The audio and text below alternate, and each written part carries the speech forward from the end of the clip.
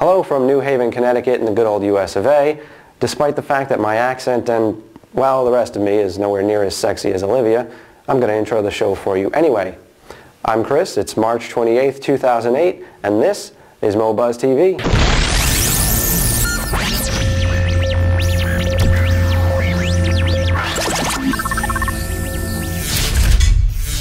Now that there is what I'm after. MoBuzz fan Chris Kirby sent us an introduction of his own. It's pretty well done, but that might have something to do with the fact that he's a vlogger himself.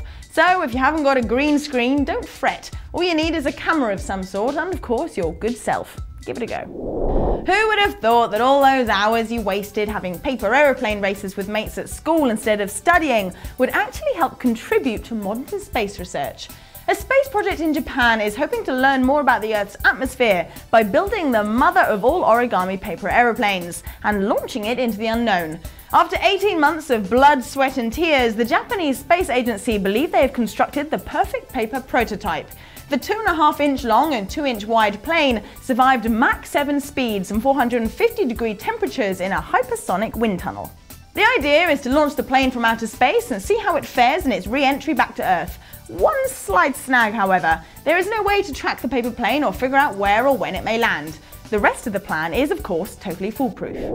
Moving on to slightly sturdier, undeniably more useful aircraft, the UK regulator Ofcom has approved the use of mobiles on UK-registered planes flying in European airspace. Although approved by Ofcom, the decision to actually offer the services is up to the individual airlines, and the European Aviation Safety Agency would need to approve any hardware first. The idea is to install a small mobile base station in planes that would be switched on after takeoff. The base station would generate a bubble of coverage in and around the plane, but services would stop working once the aircraft left European airspace. What do you reckon, guys? Good idea, or will we be mourning the loss of the one last mobile-free haven? Politicians are no strangers to playing dirty. Name-calling and playground bullying is all part of a day's work in the world of the rich and the powerful. But the phrase grasping at straws springs to mind with the supposed uproar surrounding the Austrian Chancellor's use of an iPhone, a whole day before its official release. The rival party are calling foul play, saying that maybe, he's been given special treatment by the mobile providers, or even, God forbid, that he was using an unlocked handset. I dread to think. YouTube have launched yet another new feature, and this one is pretty nifty, for want of a better word. YouTube Insight is a free tool that lets anyone with a YouTube account view detailed statistics about their videos. YouTube Insight loads. You can see your views trended over an interactive timeline and an interactive map. The video we are looking at was used for an advertising campaign. You can see the power of promotion with the huge spike in traffic it received. If we select a different map, say Europe, we can see how well the video performed in different countries. So you can see who is watching your video and how popular they are relative to other vids in that market. You can also take a look at the life cycle of your vid and how long it takes for your video to become popular.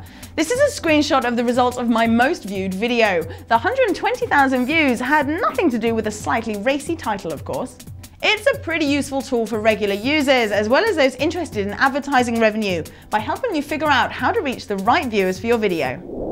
Here at MoBuzz, we often report on the censorship activities of the Chinese government, and to be honest, talk about them in a less than positive light.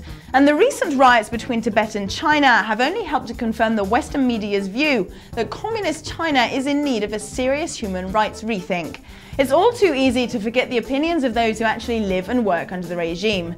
But a website published by a group of Chinese students looks set to change all that, and the results are quite surprising.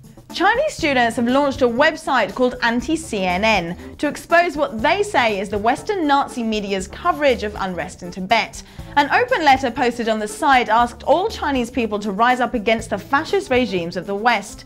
Branding CNN as the world's leader of lies and exposing what they call factual errors in their reporting, the site asks Chinese people to send letters and emails to Western organizations asking them to apologize.